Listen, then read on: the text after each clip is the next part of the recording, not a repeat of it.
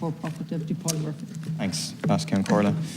Minister, it's very clear that this government is determined to erode any remaining semblance of Ireland's military neutrality. You are doing so extremely cynically by attempting to portray it as a necessary and mature response to Putin's horrendous invasion of Ukraine. The truth is that it is not a new position for the political establishment. It's not a new position for Fine Gael.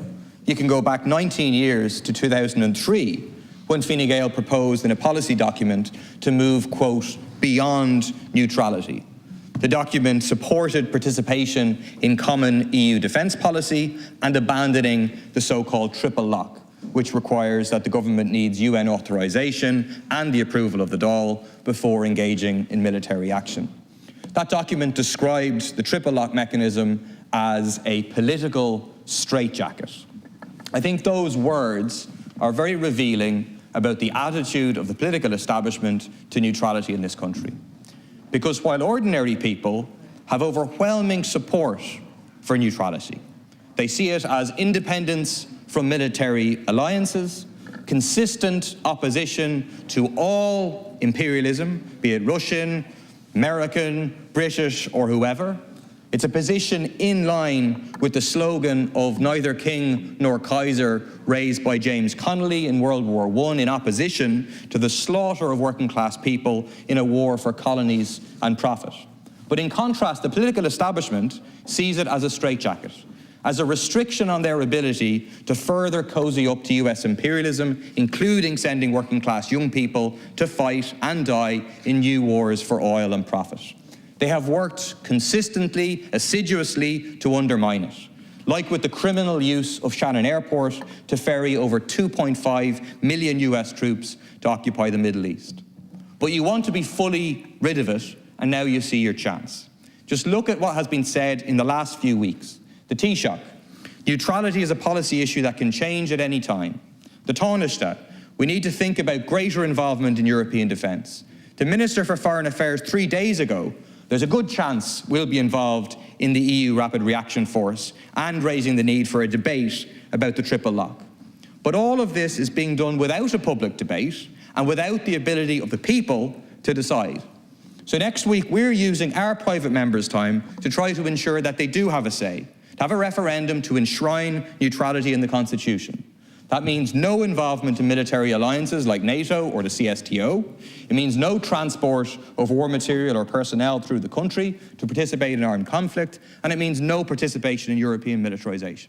I know you don't agree with that, Minister, but you have said yourself a couple of weeks ago that it's appropriate to debate Irish neutrality. Well, then will you agree to have the debate in public and let the people decide? There are few politicians in this House that better understand the practical value of our neutrality and the impact that it has had on Ireland being able to support the vulnerable and stand by our principles and our commitment to human rights. Then, for example, the Taoiseach, who was Minister for Foreign Affairs and now as our representative in the European Council, has articulated the value of our neutrality on many occasions, and as the Minister for Foreign Affairs, who used an emphasis on neutrality and on our commitment to human rights, for example, to see Ireland attain a position on the Security Council of the United Nations. So, Deputy Murphy, I can assure you of two things. The first thing I can assure you of is, again, this government, those who are involved in this debate, are well aware of the importance of our neutrality and the impact it can make in articulating and affecting Irish values and foreign policy in a world that has become so volatile and so dangerous. And the second thing I can assure the Deputy of is there's no political establishment over here. No political establishment. Instead, what you have is a government that is looking at a world that is changing, is looking at a world that has become more dangerous, is looking at millions of people who are fleeing chaos, trauma, who are fleeing the disintegration of their lives due to a war that has been waged by Vladimir Putin. And what we are doing is seeking to find those ways in which we can cooperate most effectively with like-minded countries within the European Union. That's what we are doing. And last count, Corla, the very capacities and the very policies that we are now using to respond back to this humanitarian crisis are the very policies, Deputy Murphy, that you've campaigned against, are the very things that you've been against for so long.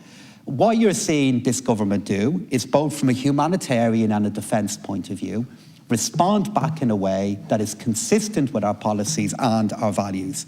And what the government has acknowledged is, in a world that is changing, in a world that has become so much dangerous, yes, we are neutral, but we are not neutral to the carnage and to the terror that has been inflicted on people of Ukraine at the moment. We are not neutral when it comes to that. They are values that we hold dear. When we see the scenes that are taking place, when we see those poor children, teenagers coming into our airports without parents with them, that is something that we are not neutral about, and we want to respond back to. And any debate that takes place regarding the principles that underpin our foreign and security policy for decades to come, of course it will happen in public, and of course it will happen in a way in which the Oireachtas is central to. Deputy Murphy. Thanks. Minister, will you agree that there be a referendum, that the people get to decide on the question of neutrality, instead of you having this false, public, mature debate which doesn't actually allow the people to participate? Will you accept there should be a referendum? If Ireland's going to join this rapid reaction force, which effectively is supersized European battle groups, 5,000 soldiers, that there should be a referendum? Would you accept that if Ireland is to drop the triple lock, that there should be a referendum? Because people in this country know there is a political establishment, and if they look at the record, they will understand that it isn't yesterday or the day before or a month ago or 2 months ago that you started trying to undermine neutrality. Fianna Fáil promised that there would be a referendum on joining Partnership for Peace, but then in government, they didn't provide a referendum and they just did it. The Fine Gael MEPs voted to increase European military spending from 0.3% to 2% right across the EU. Look at what has gone on through Shannon Airport. So people don't trust you. The only commitment they want from you is that we can have a referendum. Minister to respond. Deputy Murphy, whose side are you on in this? Whose side are you on? This government, we know where we stand at the moment. Any policy the government is involved in implementing, involving either our defence forces or any other aspect of our public services, of course it will be consistent with our Constitution.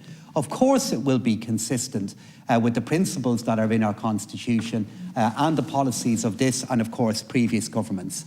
And in any debate that takes place in the future in relation to our neutrality, if such a debate is to begin, of course the people will be consulted in relation to it. But Deputy Murphy, I put it to you again, the very policies that we are implementing to make a difference to those who are in the greatest need at the moment, the very aspects of European Union cooperation that we are using are ones that you have been against for your entire career. So, Deputy, you can't have a both ways. Will you give people a referendum before joining the rapid reaction force? The Deputy cannot come into this House and attempt to lecture us about us not being clear about where we stand when you have been against the very elements of European Union foreign policy that are now being used to support those who are most in need. Thank you. We're over time.